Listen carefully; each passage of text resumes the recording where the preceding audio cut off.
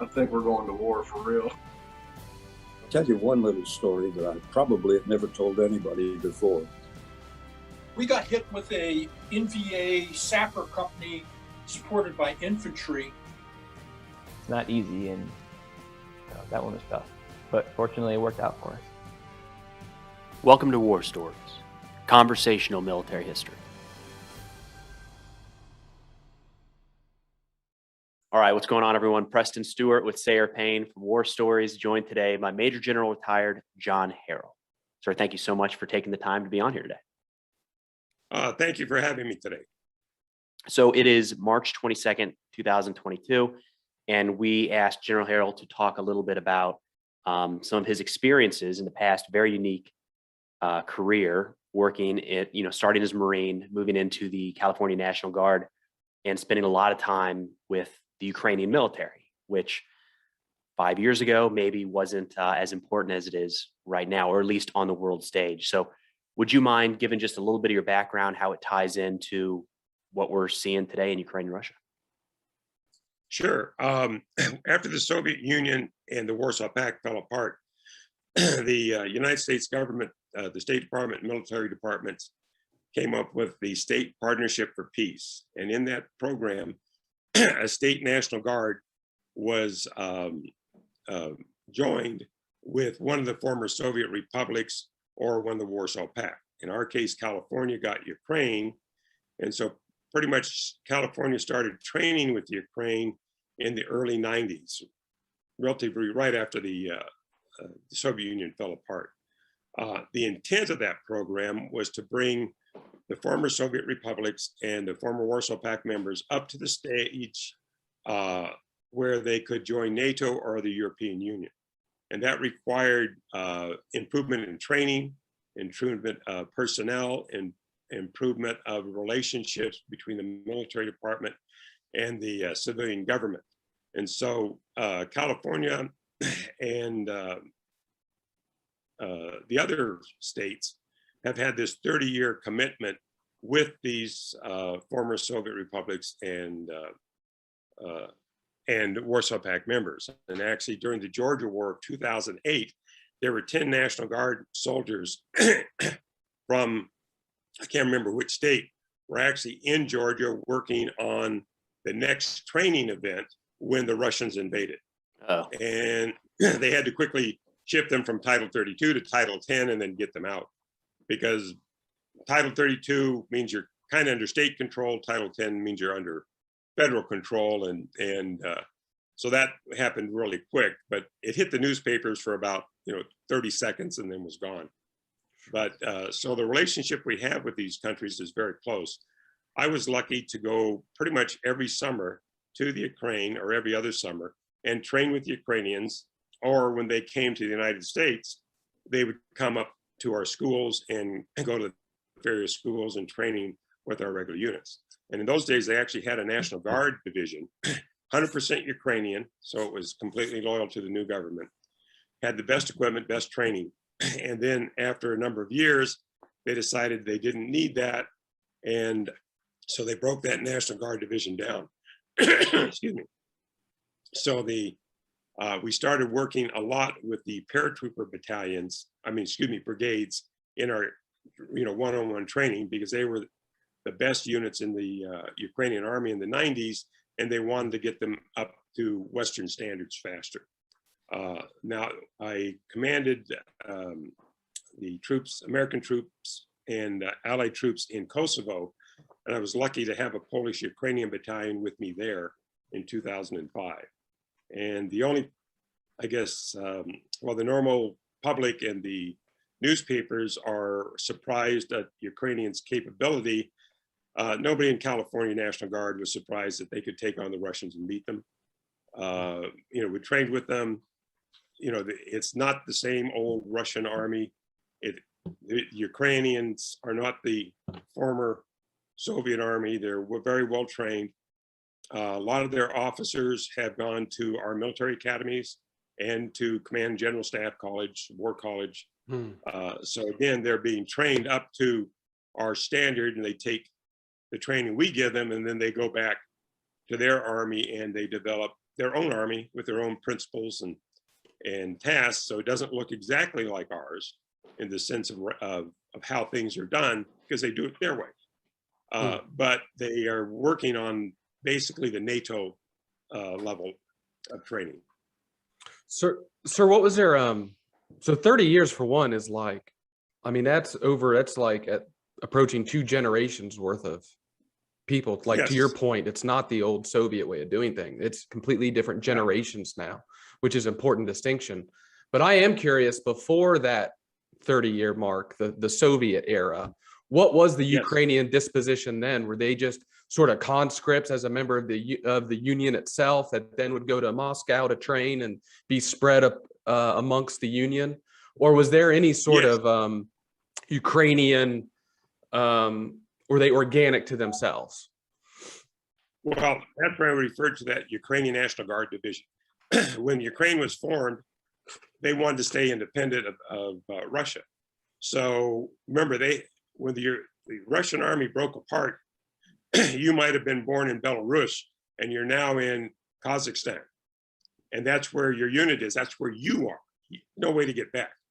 So the time that Ukraine got independent, the Russian army unit, the Soviet army units in Ukraine were that kind of a mix. So in one of the exercises in '98, my staff was former Soviet officers from White Russia, or Russia today. And I asked him, why are you here? He says, well, this is where my unit was when the Soviet Union fell apart. And so the Ukrainian army was more professional than the new Russian army, and I decided to stay here. So initially you had this hodgepodge of units and leaders who were out of place based on their family ties, for a better term. So as a result, it still had the Soviet flavor. So a lot of things they told us during the Cold War, that if you shoot the command tank, the rest of the tanks will stop, was true. Because the only one that had the map was the company commander. So if you blew his tank up, they didn't know where they were going next. Now, that didn't mean they wouldn't fight. They knew how to fight their equipment, and if they were in a war situation, they would fight, but they're not going to move anywhere because they don't know where they're supposed to move. So, other than the next intermediate objective, they have to wait until somebody tells them where they go next. That was true. The weaknesses in their equipment we were able to see up was true. Yes, a 50 caliber can take out a BTR if you shoot it in certain places. The graft and corruption was there when, as I mentioned in our previous discussion, is when we would go out to train, we were taking a regiment of BTR 80s out with Americans, Ukrainians, Italians, and some other NATO allies who were training with us. We couldn't leave before 8 o'clock because they didn't fuel the vehicles up until they were getting ready to go out the door. Why? Because the crews at night would come in and take fuel out of the tanks and sell it on the black market. One day I was able to actually convince them we really needed to get out at sunup, not 8 o'clock. And so they would, okay, how many kilometers are you going? They'd only put that amount of fuel in the vehicle. And then they would put a stamp on it with a wire, so when they could see if it had been tampered with. And the funny story about that same day, my little Russian Jeep with my 3 or 4 staff members in ran out of fuel because my driver had siphoned the fuel off into liter bottles. And so we ran out of fuel. I would have to tell, normally in the morning, I'd have to tell the maintenance officer how many kilometers I was going to drive. I'm inspecting the entire operation. I have no idea how many kilometers. Right. So you kind of guess, 5 trips back and forth of the Yarborough training area, it's going to be so many kilometers. So we ran out of gas, and I said, I guess better call for more fuel. And the driver said, no, sir, wait a minute, no problem. He goes into the back, he has 5-liter bottles of fuel, and fuels the tank back up. It siphoned it off the tank. Is that what we're seeing? Is that what we're seeing a little bit right now during this Russian invasion? It looks like the logistics piece is just a nightmare. Well, you got to remember the Russians, and I've read a couple articles on this, and it bears true. You got to remember the Russian system is about ripping off the government from the top down. The oligarchs and Putin are, the reason they're so rich is this is all money that would normally in the United States be in the Treasury Department and be going out to do infrastructure and things like that. Well, the battalion tactical groups are supposed to be their Category 1 units. In the 2014-2015 war, they were the best equipped units with the most modern comm gear, drones, all the bells and whistles of a 21st Army. And they did. Those 40 battalion tactical groups had the modern equipment, and it was working. You know, it's fighting better than they are today. So they expanded to 170 battalion tactical groups. But as we're finding out, you know, within the same organization or the same company, some of the vehicles have encrypted comm gear, some don't. They've mixed and matched old and new equipment to get up to that 170. So the question is, where did the money go, as a simple thing, communications gear, to make sure that all of your vehicles have the right communication gear? Somebody siphoned off some money and put the old communication gear and mixed it in with the new. And of course, now at the company and battalion level, they're having a hard time coordinating an attack. So based on their system, and it was always kind of part of the Soviet system, everybody seems to be taking a little off the top as the money goes down to procurement. And then at procurement, somebody takes the money off the top.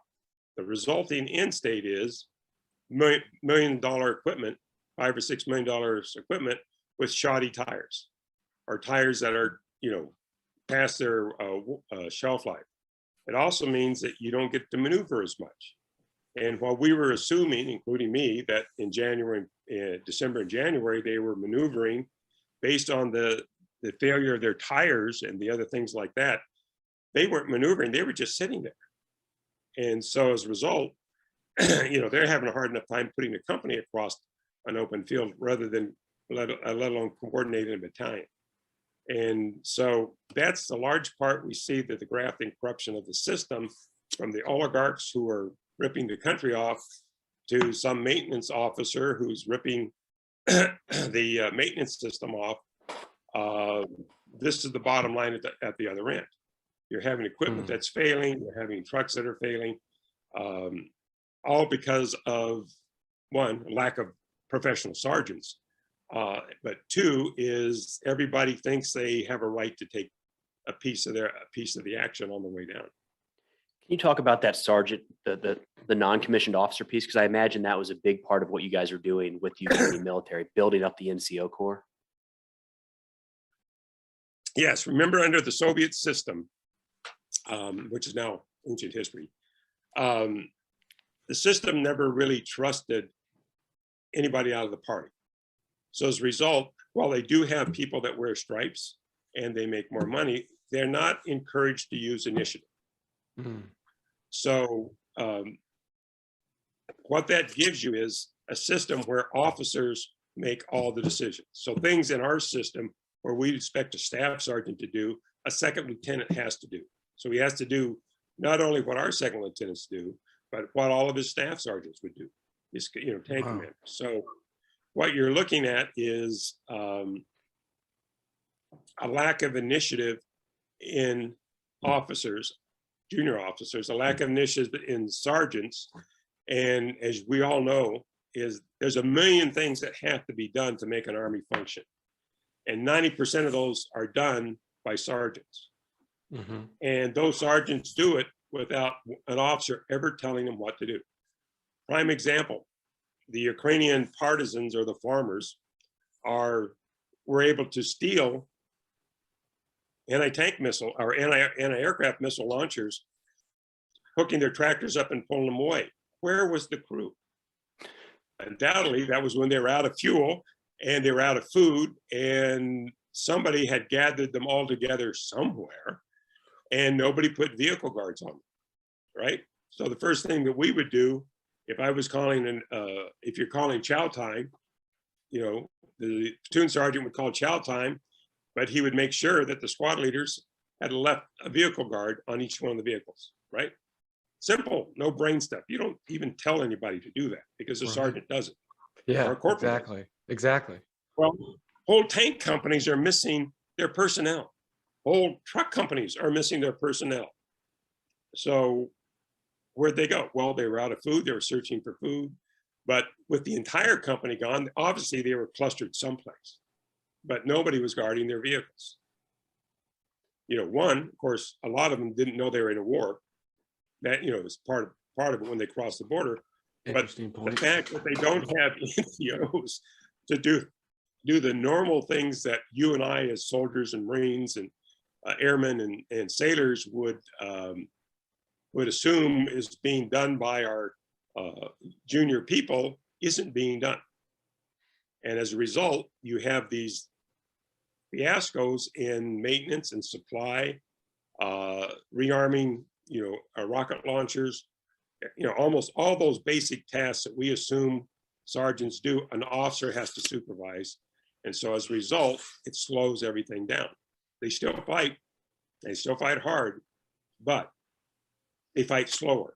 Their reaction time to a changed event on the battlefield is slower because you have fewer people involved in making sure the system runs. I don't mean to make light of this. It is a little bit funny in a sense, but any unit I've been in, there's always issues with a truck in a convoy. Something always happens. Runs out of gas, blows a tire, engine just blows up, whatever it might be. And there's a lot of issues you got to deal with. Getting them back online, maybe it's got to be towed, whatever it might be. I have never had the concern that those soldiers might just disappear and go off into the woods and never come back. It's interesting to see that because that is not, to me, as we're watching this war unfold, that's not a reasonable move, but it seems to be happening over and over again. And when you layer these things on, including the lack of communication gear, it makes more sense. That's I think exactly it's, it. And go ahead. I was just going to say real quick on that note on the, I think it ties in the maintenance of equipment, the lack of NCOs, and really like teamwork, like building the team, because I know a lot of people love it, you know, US military, at least those that don't know, you have command maintenance day. You know, for us, I think it was on Mondays. Right. You go out and you have a checklist and you have to inspect your vehicles, and nobody likes doing it. It's boring. It's mundane. Everybody loves to complain because these vehicles have been parked. You haven't used them for sometime, let's say a month or something. You're not always using them. And so you definitely know it sat there for a week since the last time you were out there. And yet here you are checking a list of the same little pretty minor things, checking the blinkers, checking the tires, all these little, checking the oil. Why would you check the oil if it hasn't been driven anywhere? But we still go through those lists and inspect it, because there are times when for some reason there is no oil and you don't know why. Something happened in that week, and it's just that constant state of preparedness. But to me, it's not even about the vehicles themselves, because that command maintenance day has these young NCOs that we're talking about that are team leaders now. And what they have is responsibility of, let's say, 2 vehicles in their team that they now are weekly accountable for. And now they also have an experienced, like a private first class, an E3 that not brand new, but pretty new. Well, they're the driver. Now they have individual accountability of one vehicle, and they sort of take ownership of it with that NCO just supervising, making sure that the privates and the inexperienced folk understand that there are 10 things on this list, and we're not going to finger drill it. We're going to do all 10 things. We're going to do them accurately, and sort of holding everybody accountable for that. And then my impression as the XO or whatever officer, platoon leader, is the fact that the officer isn't doing any of this, right? They are just, hopefully they're only going into the motor pool just to sort of check in. There's no function of an officer actually checking. The only reason they would be checking oil is to literally get their hands dirty, just to let them know that let everybody know they're not a lazy officer, essentially. But like all of those things, in my opinion, they just transcend vehicle maintenance. They transcend the NCO officer role, all towards just building a cohesive like team where everybody sort of knows what they're doing. We pay attention to what we do. We're not finger drilling it. And maybe one day it's going to matter. We don't know, but we're still going to keep doing those sort of habits and get accustomed to that. Exactly. You're getting those habits drilled in. And it reminds me, I did an exchange program with the German army, and it was in '94 after the wall fell down. And this unit was in former East Germany. And I asked the battalion commander, have you noticed a difference? And he says there's a major difference. First off, all these young recruits I'm getting are conscripts, first class people, educated, read and write, really, really good people, but they have no initiative because they grew up in a system that didn't allow initiative. And he says an example, he said, say we were having a class and we all send them out for a smoke break. And you tell one of the new conscripts, hey, in 5 minutes, when everybody finishes their cigarette, move them back into the classroom. They go, yes, sir. 10 minutes later, they're still smoking cigarettes. Why? Not because the conscript is trying to do mess things up. Mm-hmm. It's he grew up in a system where who is he to tell the rest of these people what to do? He's not a sergeant, he's not an officer, he's not a whatever. He's just a private, just like the rest of them. So he didn't tell them to go back into the room because I'm not supposed to do that kind of thing. Somebody else is.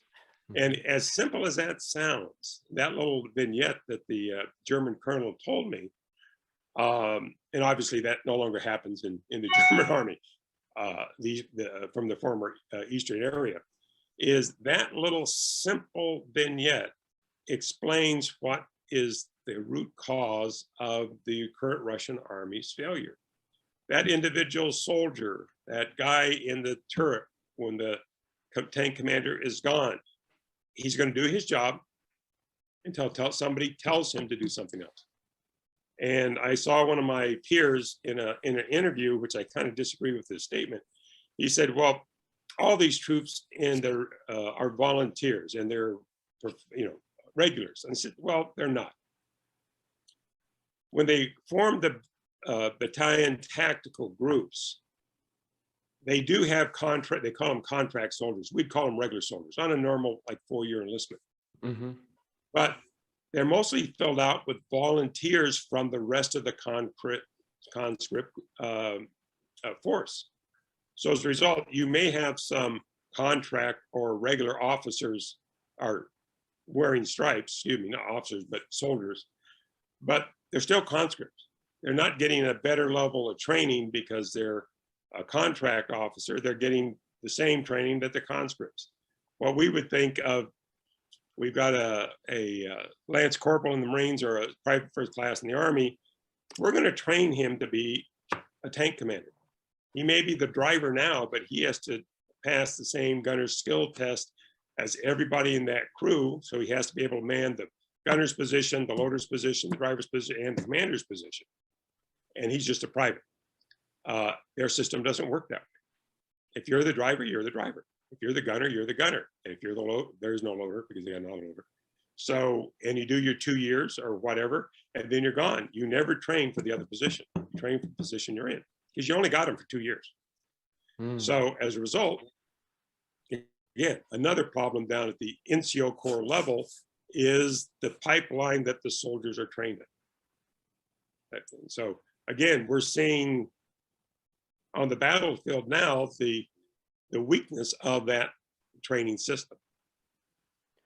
When you were working with the Ukrainian military, with the United States, we have to constantly be thinking about different threats and training for an insurgency or a near peer threat. It's this balance. Has Ukraine for a while now been solely focused on the possibility of a Russian incursion? Well, you've got to remember, they've been fighting Russians since 2015 in the Donbass, Don Basin, excuse me. And as a result, they've been focused on fighting Russians. And here's kind of an interesting thing, you brought it up, is a California National Guardsman knew the Ukrainian army was going to fight like hell. There was no doubt it was going to roll over. Even if they took out the president, they would continue to fight. That's the illusion and the pipe dream of Putin's, that he would be able to go in, take out the government, order the army to stand down, and that would end the war. Mm-hmm. Commentators, newspaper people may have believed that, but nobody in the National Guard that worked for Ukrainians had ever believed that. But when you actually look at the force ratios, The Russians attacked at a 1.1 to 1. And you go, wait a minute, I've made basic military training means if you're going to win in an attack, you got to be 3 to 1. Now, you know, today we don't just count soldiers, we count combat systems. And so, you know, if you add that, they got a 1.5 to a 1 against the Ukrainians. So they crossed the border with insufficient forces to actually win the fight. Right out, like the Blitz that they wanted, they didn't have the forces. I mean, when I sat down, they had 75 tactical maneuver battalions cross the border initially. The Ukrainians have 51. Now, the Ukrainian army was 205,000 regulars, and the Russians are crossing with 200,000 troops. The Ukrainians then have 900,000 reservists. So if you didn't win on day 1 or 2, any, including the Russian senior command, had to know it was going to turn into a fight like we're having now. I mean, it's just obvious. I mean, any professional military would do that just by looking at the ratios of combat power that are crossing the border. So, you know, while everybody was projecting that Russia would overwhelm them, well, the Russians could not afford to put 2 million men in to attack Ukraine. They couldn't afford it. They could barely afford the supplies and the munitions and the fuel for a 200,000 man force to attack Ukraine. So you're looking at, on day 1, they never had the combat ratios to actually do the knockout punch that everybody was projecting before the war. You know, we're talking, they have, if you look at the charts that they put up before the war, Russians have 12,000 tanks and the Ukrainians only have 2,000 tanks. Well, yeah, that's true. But the Russians only crossed the border with between 700 and 1,400. And the Ukrainians have 2,000 tanks. They didn't even have a superiority. Where, of course, they had the biggest superiority was aircraft. But we saw their shock and awe campaign on day 1, and it really was a fizzle and a pop. According to, they were supposed to knock out the command and control system and the governmental infrastructure, right? And take out the Ukrainian Air Force. They didn't do any of those. Still, The NATO campaign to take out the Iraqi equivalent was 15 days long. And theirs was 1 day, and they thought they would be able to topple the government. You know, so and, well, somebody wasn't looking at the combat ratios. Interesting. These issues you're talking about, down, it's very easy to understand at the soldier level.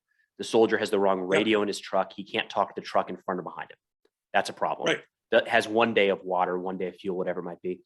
But you can't assume that that stops there. That would be the same in their Air Force, I would imagine. That would be the same in mobilizing the reserves. Throwing out numbers of 12,000 tanks sounds like realistically that's probably not accurate. Right.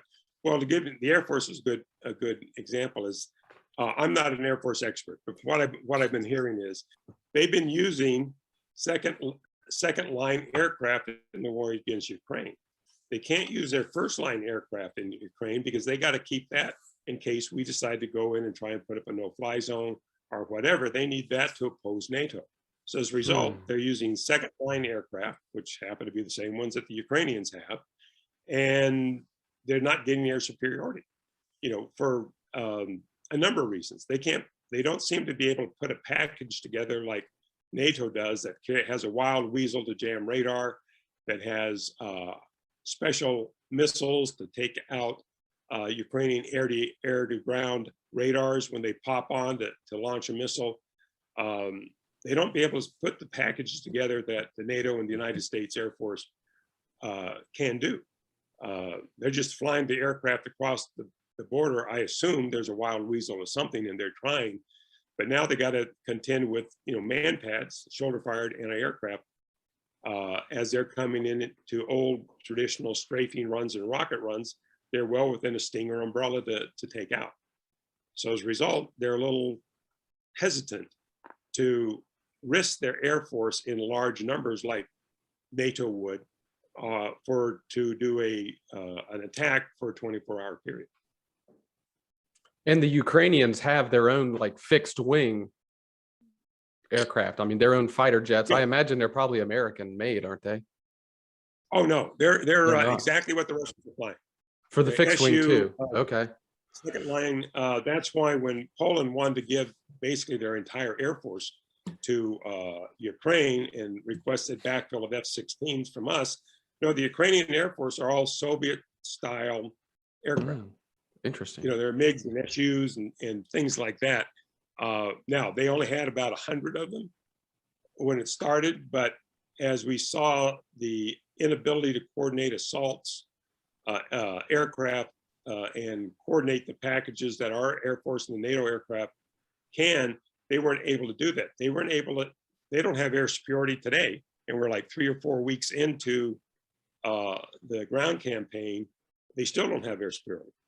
And again, they have an overwhelming number of aircraft in theory that they should be able to hunt down and take them out, but they haven't been able to. It's interesting. It's like they took action and all of a sudden it's showing all of these cracks in the armor that I think for 10, 20, 30 years, we had to assume weren't there or had to assume that they'd been patched in some way. Yes, and that's actually a good analysis of it. We had to assume the worst. And we're finding out that all those things that we've heard over those years that, didn't sound right. You couldn't, who doesn't do maintenance on their truck, right? What do you do when you're not training, hanging around the barracks, all these things that we were hearing about, come to find out they're true. And they're showing the cracks in their system. The best Russian regiment in the world sits in the north, in Fort Irwin at the National Training Area. And we've all gone against it at one time or another in our crew and been embarrassed by them. But that's the best Russian brigade tactical group in the world. And it sits at Fort Irwin. So the joke there, for anybody who doesn't, go ahead. Yeah, we assume that they're at least half as good as they are. And, because at least coordinating attacks and doing all these things, we assume they're half as good as the Fort Irwin. Then it appears they're not trained to the level of the Fort Irwin regiment, and they're not trained to the level of half of a normal American mechanized battalion or combined arms battalion. So the joke there is the unit at Fort Irwin are American soldiers. That's a training unit designed to serve as the opposing force for training exercises. So American forces would go up against this mock Russian or adversarial unit that's organized like a Russian unit and supposed to operate like one. So saying that that's the best Russian unit. And I do think, and it's an interesting perspective just talking about, I mean, I guess I'll label them as the boogeyman, right? Because the boogeyman's out there and we don't know what they have. And it's because it's behind a curtain, we have to sort of guess of what's behind it.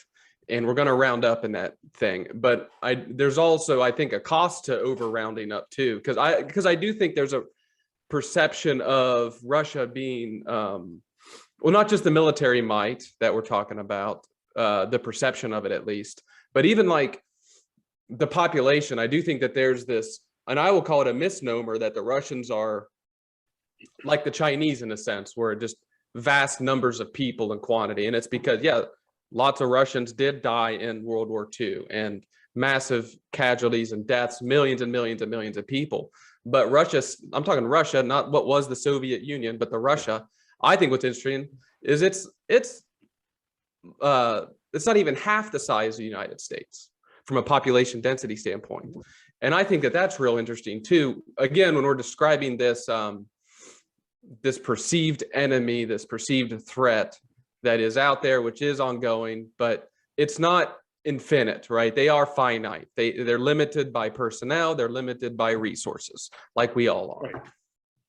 Right. And actually, when you do the numbers, when they say the military force is 2 million, well, the American military forces are 2 million. When you count all the reserves and the National Guard and the regulars of all the branches, we weigh in about that same amount with, again, a larger population.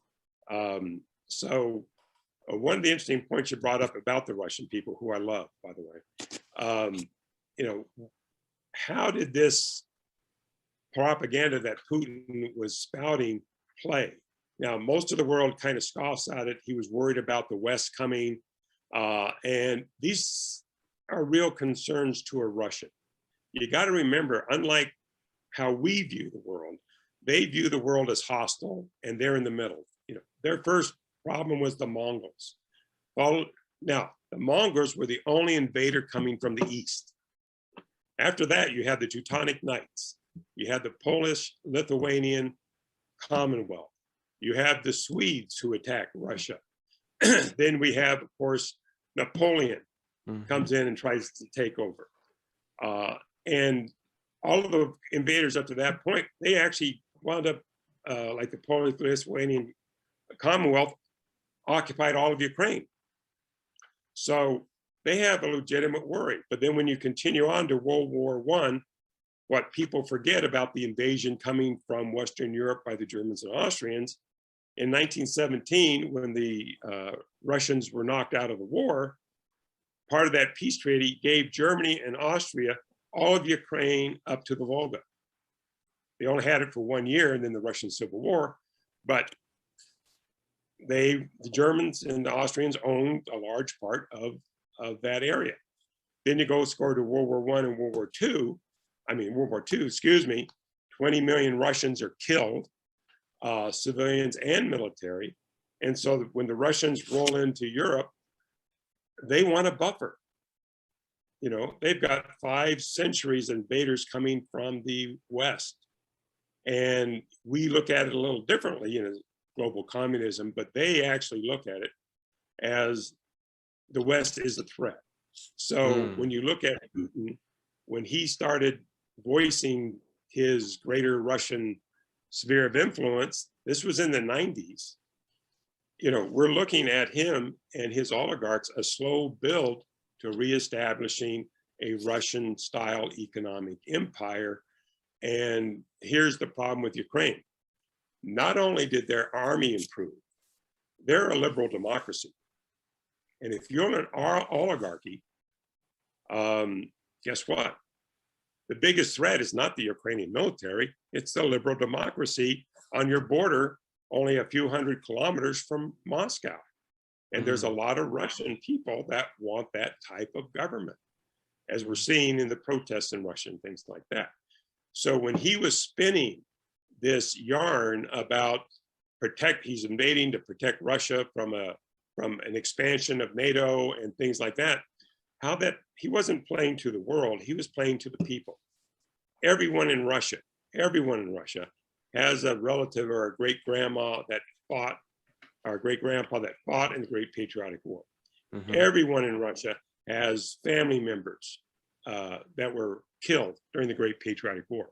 And so when he talked about stopping Nazism in Ukraine from rolling into Russia, everybody kind of viewed it as, wait a minute, the president of Ukraine is Jewish.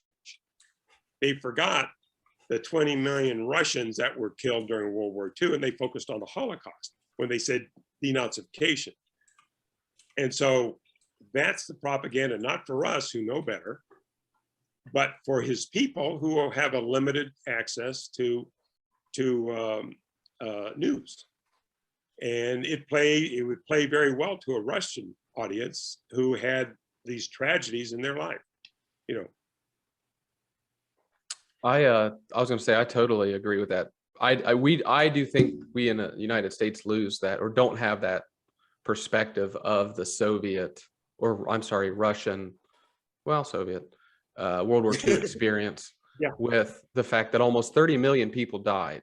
And we had a generation of males, essentially, within a certain age range, that did that job for us as a whole nation.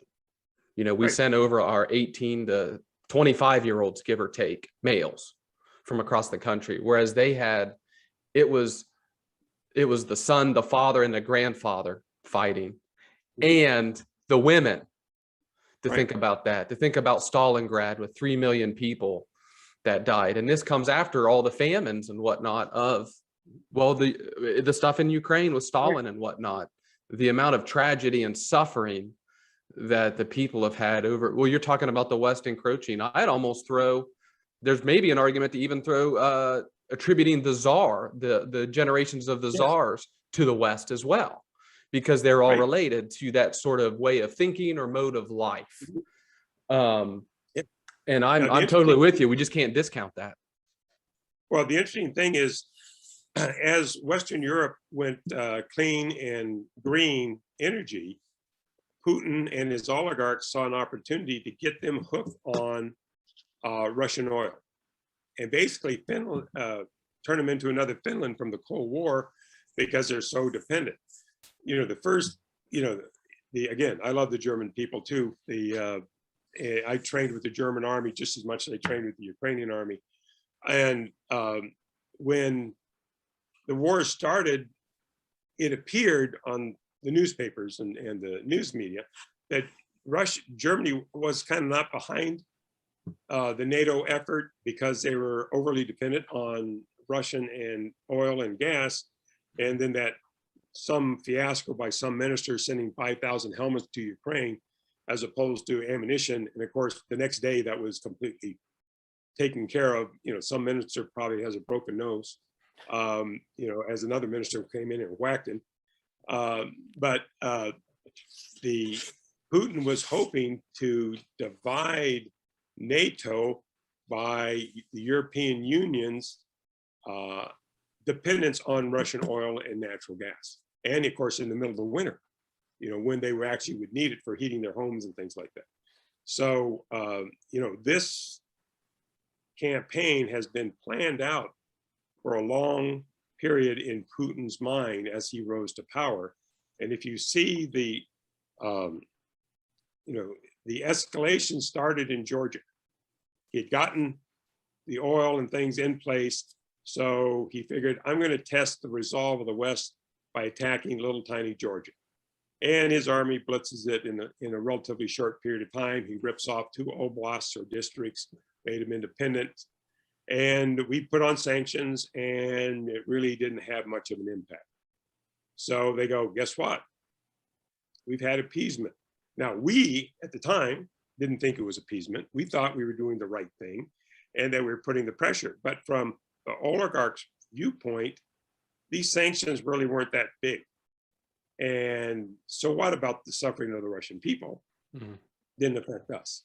Next attempt was getting the fixing the election in Ukraine, getting the pro-Russian guy in there in 2013, then the Euromaidan revolution that threw him out. And then all of a sudden, there were separatists in Eastern Ukraine.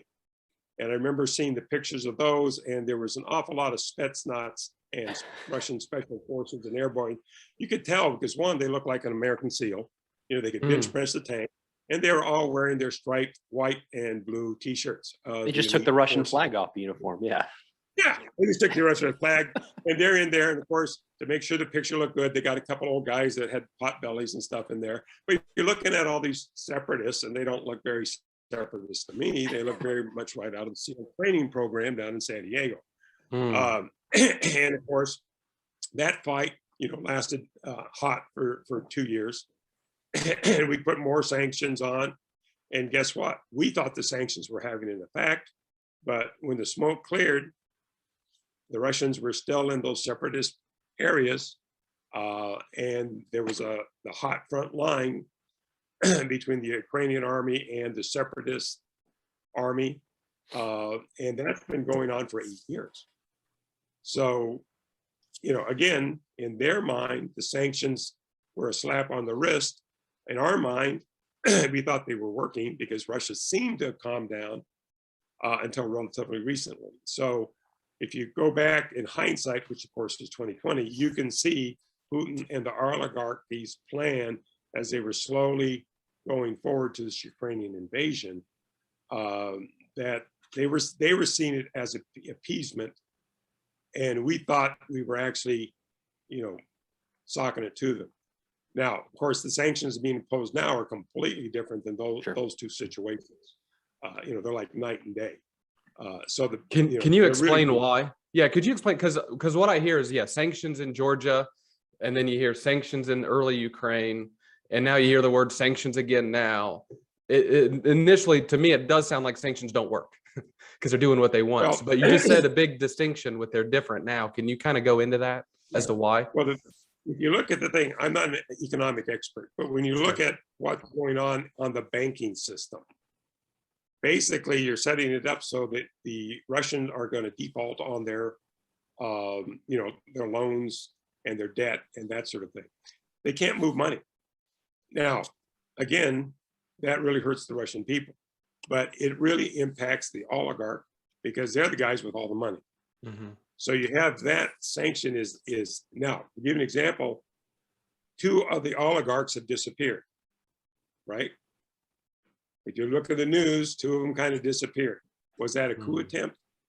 Remember, these guys are all former KGB guys, Right. so or FSB as they call it today. So when you start looking at those economic sanctions that are being put on, aimed at the oligarchy's control of the country, you're starting to see cracks develop and are quickly paved over. Now, yes, there is a spontaneous movement for against the invasion by the Russian people, sure. But guess what? Most movements have to have somebody with money behind them to organize them. So the fact that the Russian people are coming out in mass against the invasion gives us an indication that somebody with money in Russia is behind them.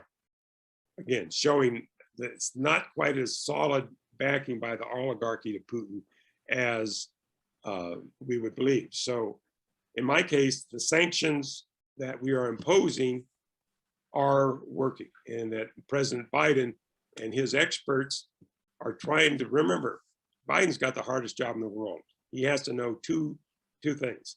He's got to know a bad decision from a worse decision.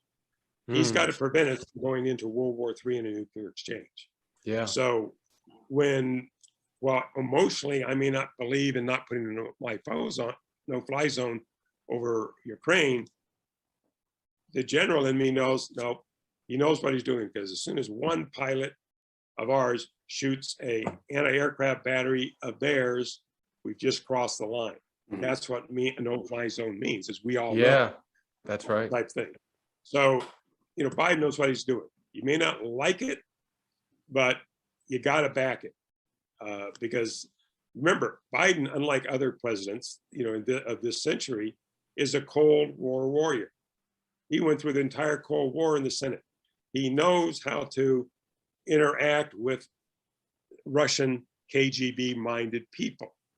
And he's got the best advisors in the world sitting in that situation room with him. So they're plotting out, how do we stop the invasion and get things back to the status quo without it tripping over into World War III. And you can know when the Russians are panicking, they shot a missile at a conventional missile at Yavry training area in Western Ukraine. That's only 10 to 20 kilometers from the Polish border. If they had screwed up on the targeting, and it's a legitimate target, it's an ammo supply point according to the news. If they just landed in Ukraine, in Poland, you already ratcheted it up. Yeah. Even if it just hit a field, you're now ratcheting it up towards World War III. So again, Biden has got the hardest job in the world, and I support him 150% on everything that he does, because he knows, unlike us who are having unclassified sources, he's reading the Russian mail. Sure. I do have to ask real quick, though. I want to ask on that point, because this is just my perspective as let's say just a veteran now who's a civilian, totally out of the game. How does that fit? Well, but correct.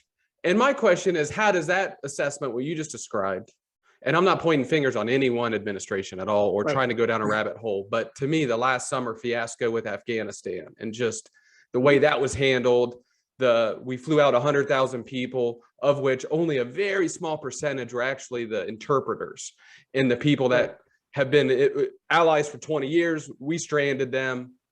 Afghanistan is just it's a hopeless situation. And while it's been hopeless for a long time, our hands are also dirty in that scenario. And my question is it just like, I don't understand this. I don't have much trust and confidence in a lot of these decision makings, just kind of watching, well, actually being a person in Afghanistan over 10 years ago, and to still see how that was handled for the following 10 from all of these advisors and things.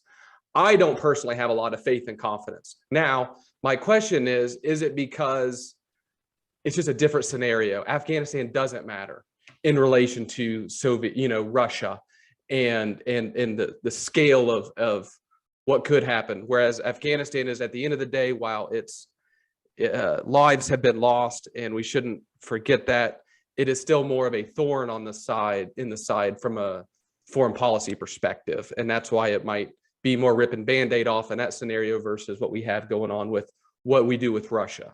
I don't know. And you're exactly right.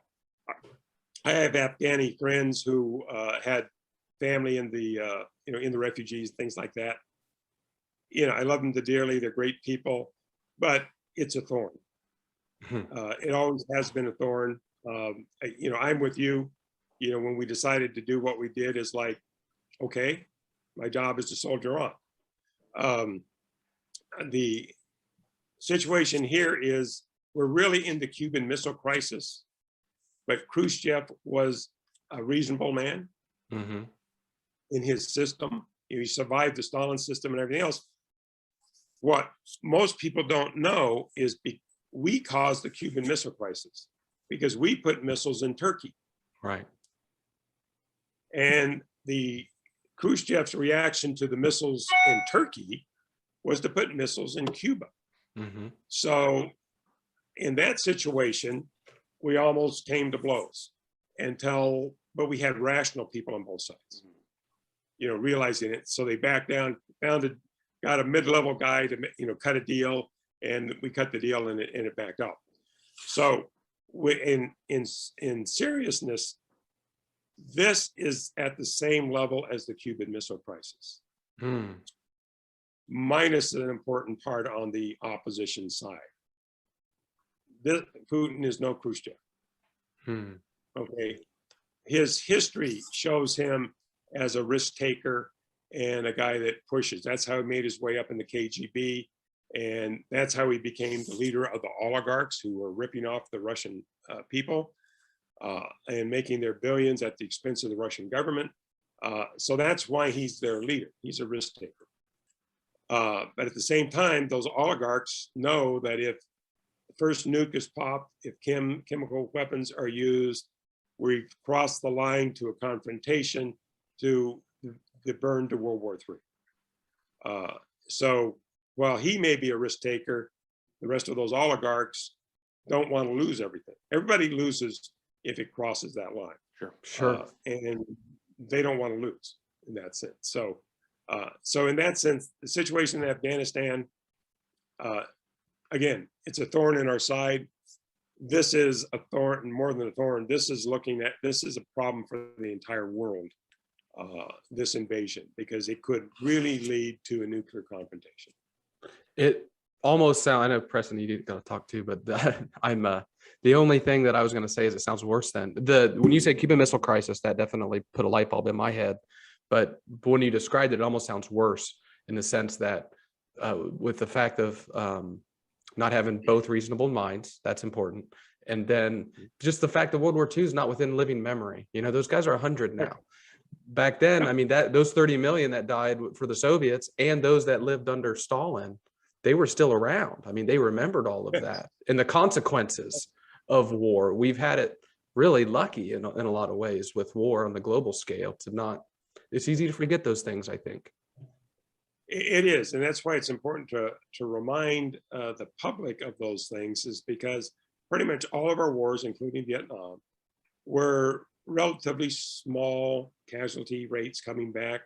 The impact on the family once the draft went away was minimal. I'm a commissioner in the Boy Scouts, and pretty much all the scouts in the troops that I help oversee, they haven't had a person a family member in the military in almost three generations since the draft.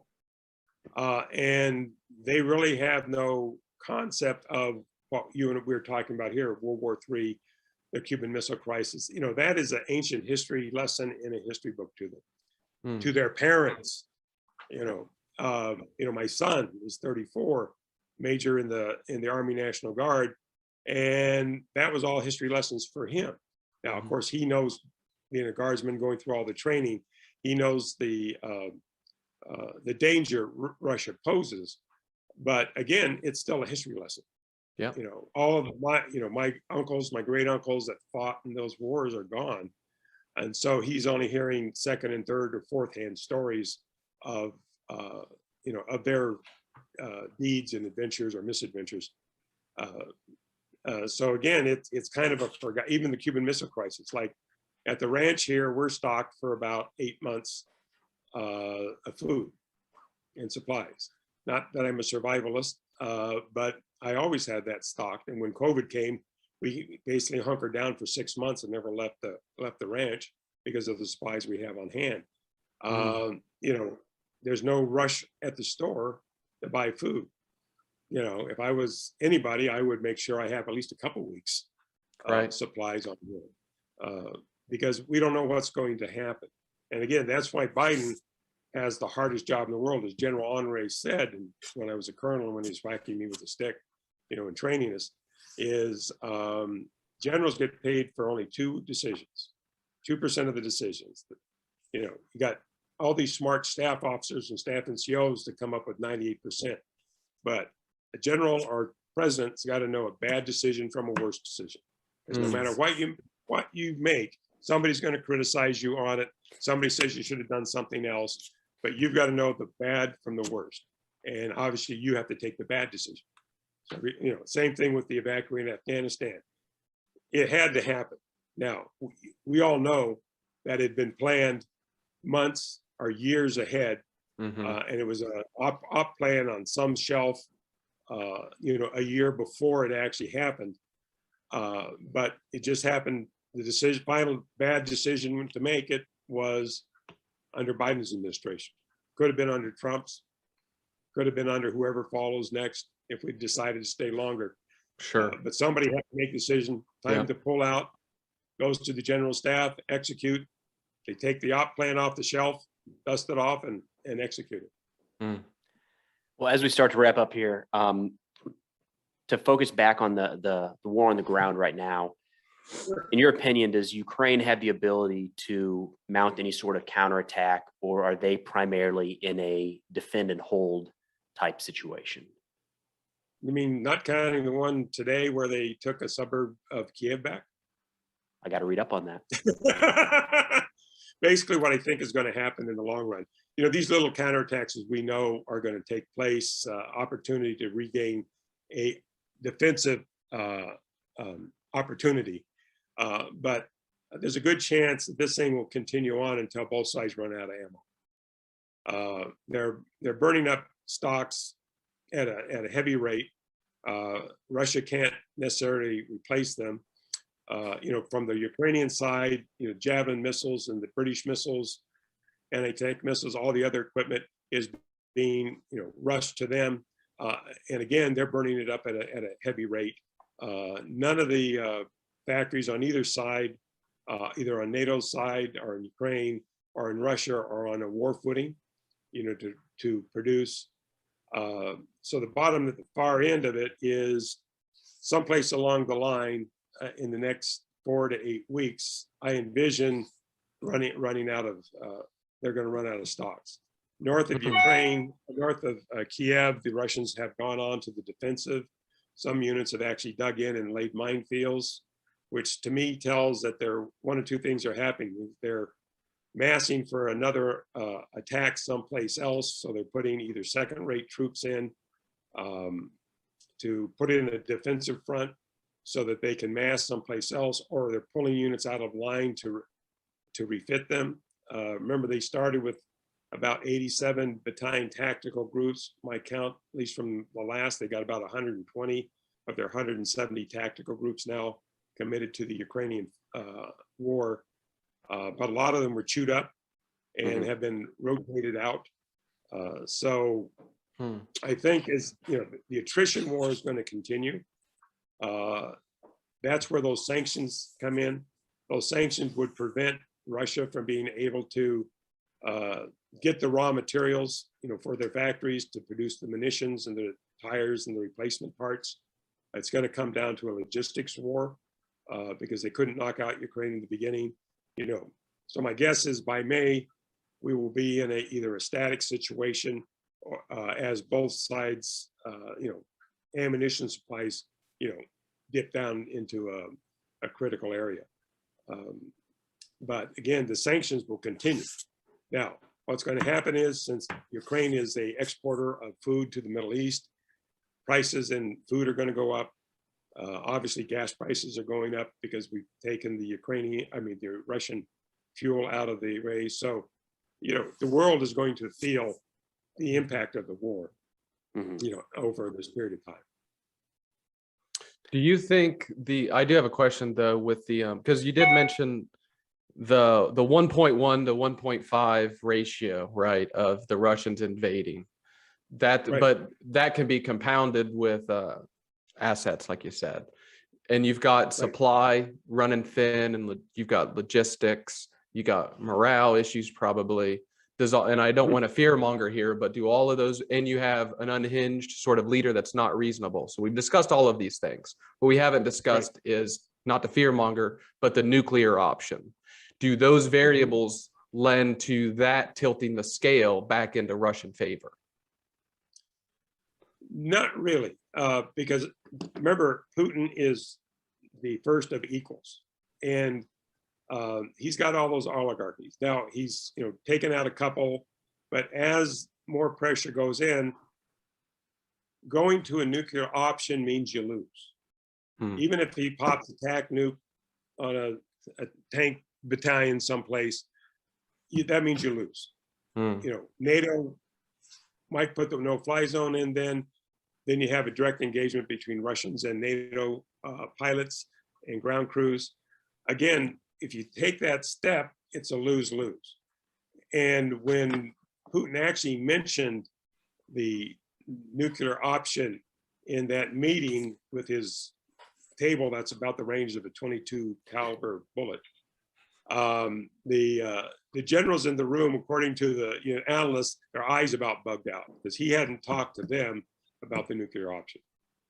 So remember, if he pops one, everybody loses all the way down the line that's ruling Russia. So again, there's a good chance you might have a change of regime or a change of leadership if somebody gets close to that. The one thing that can't happen, there's a misnomer that he's been throwing out as a condition of a ceasefire is a neutralization of Ukraine, making it non-militarized. What that means is the Ukrainian people lose their liberty.